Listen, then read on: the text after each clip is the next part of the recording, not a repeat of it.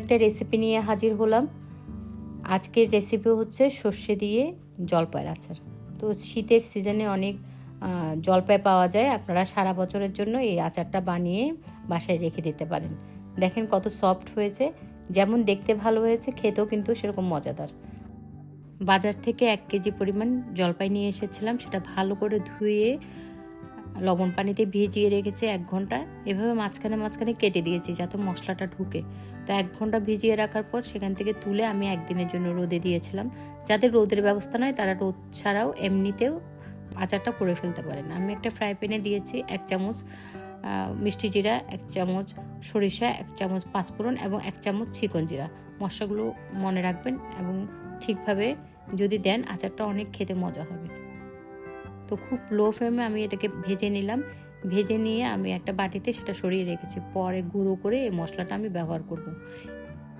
একটা fry pan বসিয়েছি, সেখানে 3 টেবিল চামচ পরিমাণ সরিষার তেল দিয়েছি একটু তেজপাতা। এখানে আদা কুচি করে রেখেছি। আদার কুচিটা এভাবে করেছি আমি, আপনারা চাইলে অন্যরকমও করতে পারেন। করেছি রসুন কুচি। আদা রসুন কুচিগুলো নিজের পছন্দ মতো দিবেন, আর পরিমাণ মতো দিতে হবে আর কি। এখানে কয়েকটা শুকনো মরিচ আমি কেটে মাঝখান থেকে বিচিগুলো বাদ দিয়েছি, তারপরে কেটে কেটে দিয়েছি। এটা আচারে দেখতে ভালো লাগে, খেতেও ভালো লাগে। দিয়েছি সরিষা বাটা, এখানে 4 চামচ সরিষা ব্লেন্ড করে রেখেছিলাম, সেই সরিষা বাটাতে দিয়েছি। এবার আস্তে আস্তে করে ভাজতে হবে যতক্ষণ মশলার গায়ে তেল না ছাড়ে।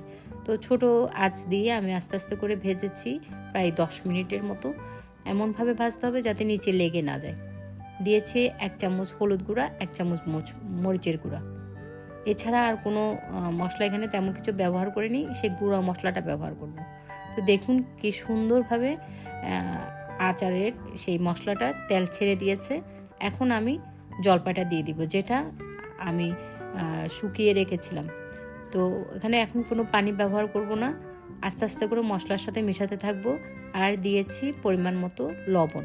তো লবণটা একটু কম করে দেবেন, পরে চেখে নিয়ে আর একটু দেবেন। দিয়ে দিচ্ছি আমি 500 গ্রামের মতো চিনি। এখানে চিনিটা নিজের প্রয়োজন মতো দিবেন।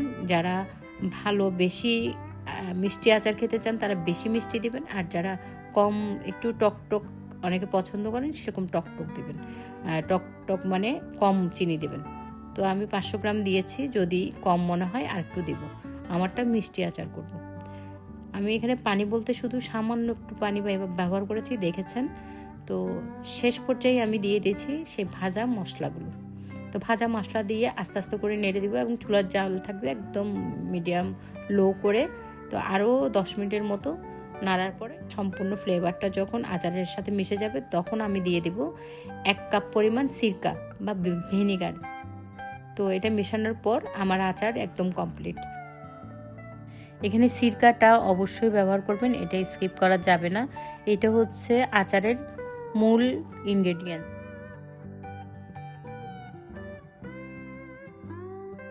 এভাবে আমি আস্তে আস্তে রান্না করে আরও 10 মিনিট ঝোলটা সামান্য শুকাবো। ঝোলটা কিন্তু একেবারে শুকানো যাবে না। এখন একটু লবণ এবং চিনি টেস্ট করে দেখবেন, যদি কম হয় আর একটু মিশিয়ে দেবেন। তো নামিয়ে নিতে হবে এ পর্যায়ে আচারটা। দেখুন কতটা মজাদার হয়েছে খেয়ে। আপনারা বাসায় করবেন, আমাকে কমেন্টে জানাবেন কেমন লাগছে। আর যারা আমাকে এখনও সাবস্ক্রাইব করেন প্লিজ একটা সাবস্ক্রাইব করে দেবেন, এবং আপনারা যারা পারেন একটা শেয়ার করে আপনাদের বন্ধুবান্ধবকে জানিয়ে দেবেন আচারের রেসিপিটা, যাতে তারাও করে এবং বানিয়ে আপনাদেরকে খাওয়াতে পারে। কতটা জলপাইয়ের ভিতরে সফট হয়েছে দেখুন। সবাই ভালো থাকবেন, সুস্থ থাকবেন, সাবধানে থাকবেন। টাটা।